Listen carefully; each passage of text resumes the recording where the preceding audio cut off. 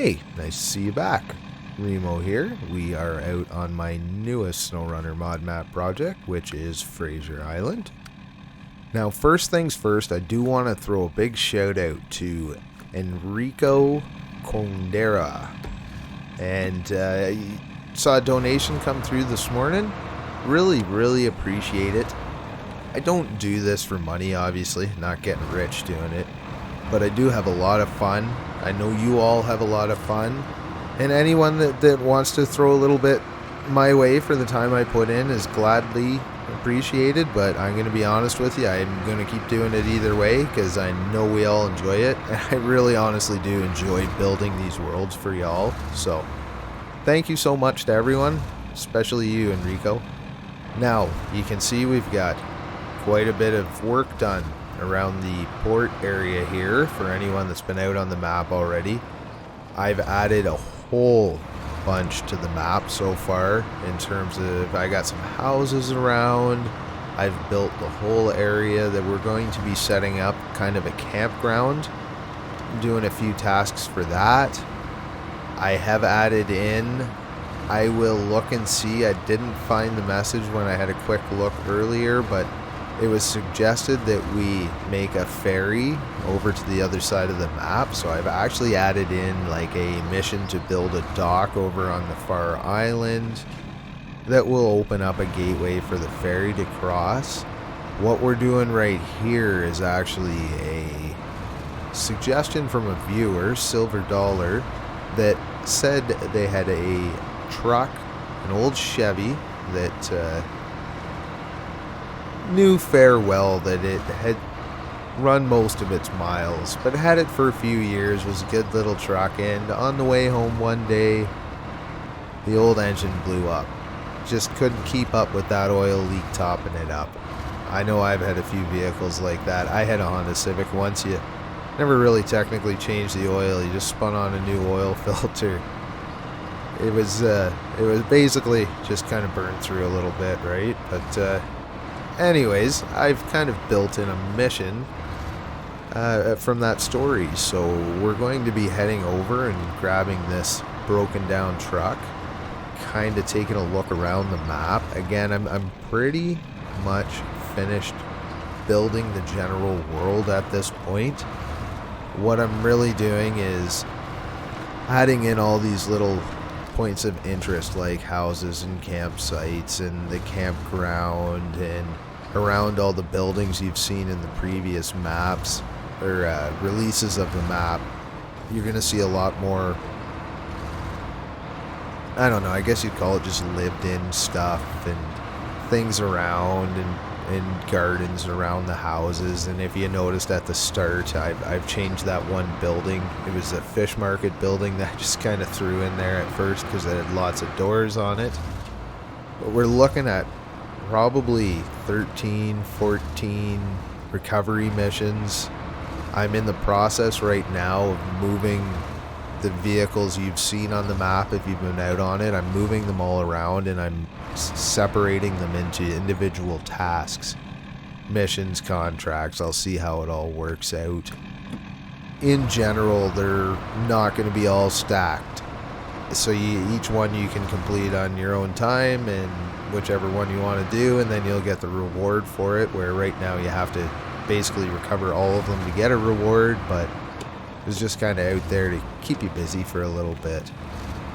So in general, I haven't seen too much negative feedback. I think we're all kind of enjoying this sand feature. I have, again, just anytime I get the chance, if I have, which isn't very often, contact with the developers, I suggest to maybe push that mile a little further on doing the sand.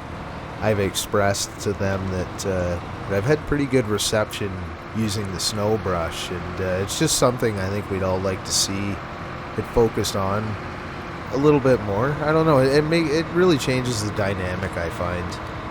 I never mentioned earlier, but we're in the HD 450. I'm sure a lot of you know that. It's been up on the top of the trending list on the Mod.io for pretty much since it was released. John Hot Rod, another awesome truck.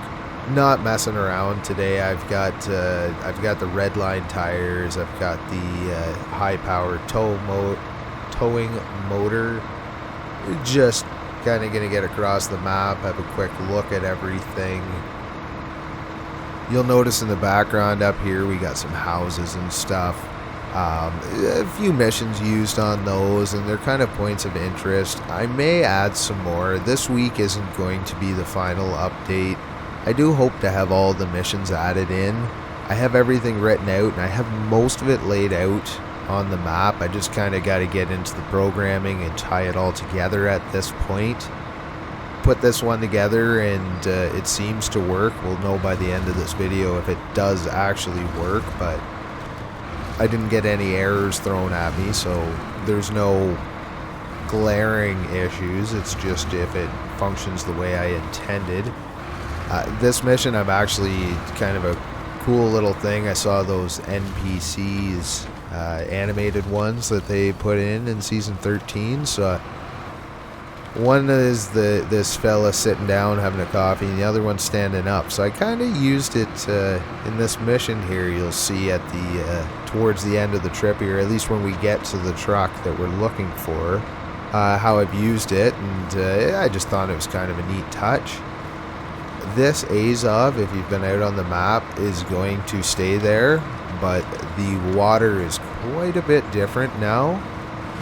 I'm not done fine-tuning it. I haven't actually tested it in game, but we'll have a quick look here, and it should be pretty deep. Basically, the way I'm setting it up, there's going to be a couple of different ways to get over. Yeah, we're gonna drown ourselves here. So there's a few ways to get out there. Kind of narrow little trails, hard to see with the chop I put on the water there, so it should be a tough one. It's going to be a little bit more interesting than what you did previously. This is, I would say my truck should be dead right now. Good old video games. But that's something I would leave that deep. This is a fairly high truck. I think I have the 42 suspension. And this is I believe it's the scouting one suspension. And I can't remember which tires they are. I mean, John Hot Rod has good symmetry in how his vehicles feel all the way through the lineup, more or less, in terms of what you would expect out of them. So, and that one, that's a good depth in the water back there. These beaches I want to kind of flatten out a little bit, or I don't know if you like having, like, it's not all like that, it's just some small areas. There are big flat beaches you'll see coming up here as we get further through the map, but I am trying to vary so it's not just a same beach you're driving on everywhere. So maybe I'll leave it. You can hear the seagulls there, and that's one thing I haven't done yet, and I won't get to this week, is adding in sounds and a bunch of that little stuff. I don't know, I saw there was like frogs in season 13 that jump around, and we have fish. You'll notice in a few of the lakes there's some fish in there. There's birds. So I can add in a bunch of that, but the sounds actually make pretty big difference. This is a watchtower there. That is in the most recent update. Yeah, one thing I've really learned though over my map building career here is sounds do make a big difference. Even mixing them up with day and night sounds being different. Fraser Island's known for dingoes. I was gonna look around and see in the files if there's something. There's got to be something that some of the wolf sounds or something that'll kind of pass for that. So there are a lot of little things like that I still have to tune in. Here right away, I notice I've widened all the roads. In the last video when I took the big HD 750, a lot of the trails were just wide enough for the dualies on that thing, and I don't want these trails to be like highways, but I do want them to accommodate some bigger trucks, because I know there's folks that just generally love the big trucks, but still keep it small enough to be fun with these little scouts. So I've widened everything out like 1 or 2 tire widths on each side, and I've really tried to take away most of the grass that would be between the tires. It kind of messes with the softness of the sand, so what I've done is I've shrunk it down small enough that it's almost just colored sand rather than changing to the grass feel, the texture, because the sand's a special extrudable texture, like the snow and the mud, and this snow softness doesn't work on the grass. So I've really tried to fine-tune that and give you a much softer, more realistic feel on these trails. And right now I think my smoothing's paying off. Everything, I'm pretty happy with it here. I do have to put some miles on and just really just kind of drive over the trails and see where some of these little terrain spikes and dips and stuff are, and just get that all sorted out. In general, with the mission lineup, I think it's going to be pretty challenging. You know what? This got me in another video. I'm gotta remember to move that tree. This just breaks all immersion for a few minutes. You're having a good time, and then a tree impales you and flips your truck over almost. I mean, I'm sure somebody could do it in real life, but yeah, little things like that. That's what I'm looking for. Things that just kind of stop the experience cold for a second. Now, this is kind of a fun little sand washout, but it was also kind of a sneaky way to let you down onto the beach. I'm pretty sure we can get all the way around. We're going over to the far side of the island, and we're gonna go find Nate's truck, is what it's called. And here we just got a little beach run, and I can see right away there's some spots along that sandbank that I gotta kind of feather in a little more. They're a little abrupt for what you would think sand would look like. And not everything is that real soft sand. You can see here we're driving along, and it's basically just the regular sand texture without any depth. I have the off-road gearbox in this thing because I know I have to tow a trailer and a truck all the way back, and I figured I'd need the power after. But you should be able to get a pretty good clip going along here with the right motor and gearbox setup. I think what I'm going to do too is maybe throw a few ships out in the background. Oh, we're just coming up to the resort over here. I don't know if anyone wants to name the resort. I haven't really looked around to maybe snag a name from actual Fraser Island place. That's where we're parking our generator. Yes, I did it in the first video. I know it's one of the rotatable front hitches, and they're impossible to back up. And if you want to see that, and I think it was about 2 videos ago, I tried it a few times, and then I hooked the winch on and just dragged the thing in. And I imagine most of you will do the same. Those stupid dolly front ends. I love the ones, and I think they're all mods. I don't know if there's any in-game trucks, vanilla trucks, or trailers. The ones you can lock and unlock. Because there is a benefit to those pivoting for sure. But backing them up it's like trying to back up a B train. It's like double negative, just breaks your brain. Although impressive when you see someone do it. This little sandbank I need to play around with. It's just kind of all this straight cliff. I need to feather some of it in, and I may actually make it not quite as tall. And here's one of the crossings over to the island.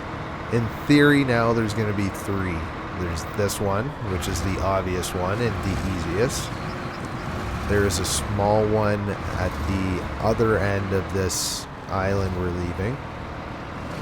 And then there's a ferry over there if you so choose to partake in the mission. And it's going to be a fairly hefty mission. This mission to build the ferry dock over on the island, which certainly isn't going to look like anything special, is going to use some of the new cargo from Season 13 as well. I feel like I should soften this sand up a little bit. It's a little bit bumpy for driving through the ocean sand. And there I would use mud. Has a different physics feel. Oh, we're finally close enough. We have the marker on our broken truck.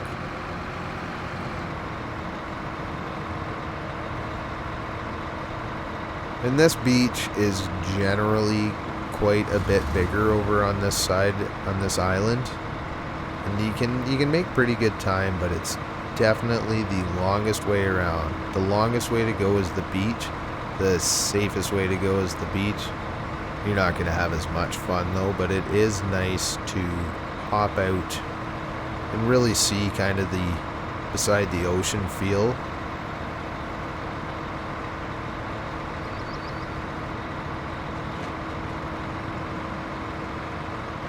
So we're just pulling up to our our broke down customer here that's looking for a tow. Got the trailer unhooked for us already.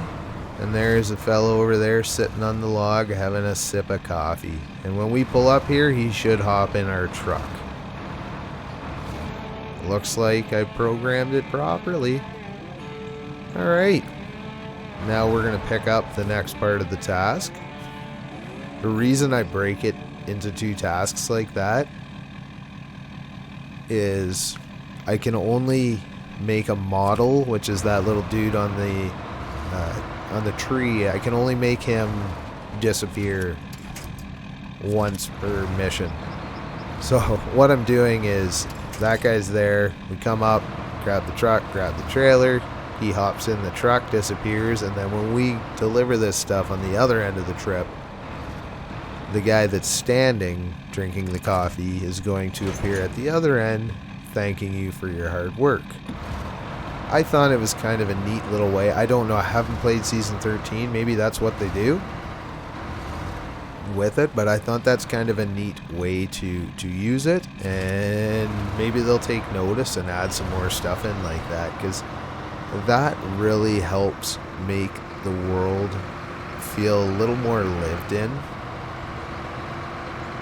So I never mentioned it earlier, sorry, but there's a starting rendition of the Mahino that is kind of a big sightseeing spot on Fraser Island. May mess around with it a bit more. It's kind of limited to what I have to use. I've actually used some broken pieces of bridges and stuff to kind of make the beat up old hull. So I don't know, hopefully that's good enough, because there wasn't a heck of a lot else I can do, but it definitely wanted to have it on the map. So kind of a nice little sunset cruising along the beach here. I pretty much put every light on this thing I could. Figured maybe we'll do a bit of night driving. This thing's actually just dragging these along pretty easy. I wish I could just make the motor blown up in terms of damage, but it's just kind of a general slider of damage to, because if you look back there, I mean the truck, if you look in the description of the task, the motor blew up, oil leak, didn't quite catch it in time. Unfortunately, I can't just make the motor broken. We just don't have that refined of tools. It's basically a slider that's 0 to 100% on how much damage it has. The game kind of sorts out what's broken, and then there's a slider of showing how much visual damage. So what I've done is I've just a tiny little bit of visual damage, because it is an old truck that's had a few stories to tell, but I made it completely broken on the actual amount of damage. So, but that means it has flat tires and broken suspension, and work with me, right? We're doing the best we can. I time to go back into some sunniness. It's funny how this game will kind of get locked in the afternoon, hitting rain multiple times. And basically the way it's broken down is you have essentially a 3-day cycle, and there's 2 different variations of each day. So it must randomize it, obviously. So it does seem like sometimes it's sunny a few days in a row, and sometimes it's rainy. One thing I was really sold that they were going to do, they never said it, but in Mudrunner you didn't have the wetness brush, which basically activates the mud. And I was just convinced when this game came out, the reason they had done this was so that they could have interactive rain, and the map could wet itself when the rain came down. It was such a bummer because I don't think that was the intention. I don't know how all that works. I build maps, but I'm by no means a programmer or any of that. I guess you'd call me more of an artist that knows this program well. But I was just convinced that was the reason they had built it that way, and it just never came to fruition, which was a bummer, because that would be probably the ultimate plus for Snowrunner. One of the coolest things they could ever add would be ground that gets, when it rains like this, like all this sand would be wet. Now I know it would be quite complicated, but that would be pretty cool if they could pull that off. Maybe in the next one, who knows? Look how gentle we came down the hill here. Not bad. When I built this map, I really did kind of gear it towards a more vanilla tuned truck. I would expect if we set this up as the vanilla-ish HD 450, it would be more challenging. It's fun to drive so far. Oh, jeez. I ran over probably a little twig or something there and take 100 damage. Typical.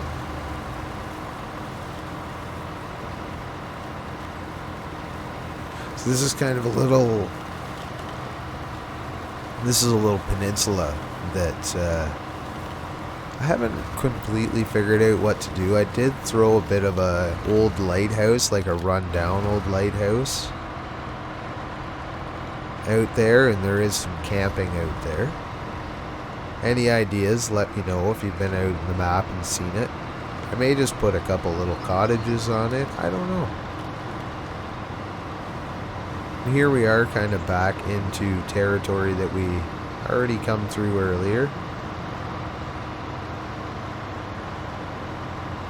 I've mentioned it before, but the fastest you're going to drive is right here on the threshold between the soft sand and the wet sand. Just kind of where they meet is going to be the easiest way to get around on the beaches.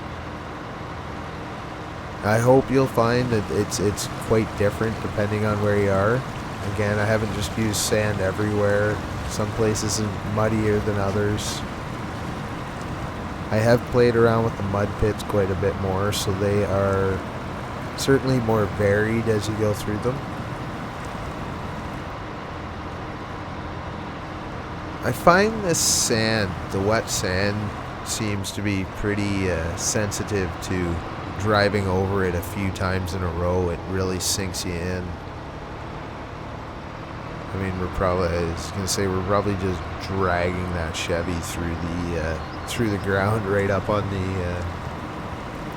the frame, just dragging the axles through.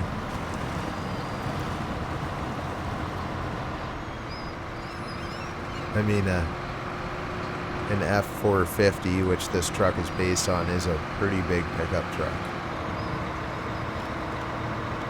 Pretty expensive now, too. Hard to believe a pickup truck like that is a well over $100,000 now without even a blink of an eye.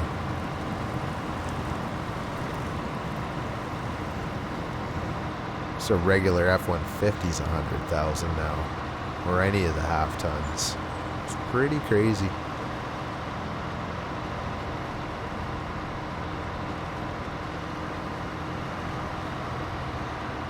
Yeah, I think we need to kind of feather that. Well, I don't know. I guess it smooths out quick. Maybe it's a good challenge to have that kind of off-kilter little bit of short beach. These are the big sand dunes. I'm going to keep a recovery mission up there. I'm just going to move it from where the other one's sitting. I believe the Voron is up there. Again, if you want to be kind of featured in a mission, or you have any ideas, throw it down in the comments. At one point I had a Patreon, and I used to, that was one of the features, one of the perks, I guess you'd say. I don't know, I'd love to do a Patreon, but I don't have enough time to support the extra content. That's one of the biggest reasons I got rid of it. I did have some great people that were joined onto it, but other than giving you a bit of my time and writing like patrons into maps and missions and naming stuff was really fun, and everyone seemed to enjoy it, but I just felt like I wasn't giving you anything for the money. I know it was only a couple bucks a month, but it just felt like I was, I don't want to say ripping you off, but I wasn't giving you value. And I was having a hard time when I was pushing myself to keep up with some new stuff for everyone that went the extra mile to support me with money. And I don't know, I kind of felt bad and a little overwhelmed, and I kind of shut it down. I don't know if any would be interested in, or if it's something I should do again. I don't do this out of greed. YouTube's a funny thing. It's quite out of my nature to. You'll notice I don't ask for subscribers and stuff. First of all, it's not why I'm doing it, although I do enjoy and get into it. That's not why I started. But it's just not in my nature to ask for that stuff, so I typically don't do it. Just kind of leave it down in the link in terms of the PayPal and stuff, and kind of leave it at that. I mean, I got a job, and we got, wouldn't say I'm super well off, but we're very comfortable living in a pretty decent country, and I just I don't know. I don't like asking for stuff like that, that's all. Anyways, this is our drop-off point, which is going to be one of these new houses. What we're looking for up here is if our little dude reappears when we drop this setup off. It should be this left here. Take it a little wide, see if we can not catch the Chevy on the tree. Now, if I've done things right, because it is a tight little spot, should be able to pull in, drop the trailer off in its spot, and then pull back up, grab the truck, and pull it through. And I've got the HUD off, so I can't see any of the information on the screen. But the one you see there should be the truck. And this is where the trailer should unload, because I remember putting it there. See if I program that in properly. I at least got one of them. So if I had it left this a little further behind the trailer, it'd be a bit easier, but we're just going to hook onto the front of that and drag it into the unload zone. We get Nate's truck back home. Would you put a new motor in this or not if you drag this back to your house? I'd like to think a lot of us think we would, if we had the time and money. So I don't, again, I got the HUD gone, so I can't tell if that's in or not. It looks like I never changed it over, because I don't see the other unload zone popping off. We're just gonna, I mean, it's already broken. Nate won't mind, we'll just ram into this a bit. Sorry about your Durango too. Insurance, I guess. I think we can make it around here. So as I said, you can see you got a bit of garden action happening and some lighting and nice little place to call home on the map for your RPing. Yeah, it looks like I didn't set it up properly with the trailer having to unload over here. I don't see the other unload zone popping up. Look on and see. Yeah, so I just messed up. This is where the trailer's gonna unload. So in theory, drop the truck back there, trailer there, pull it through.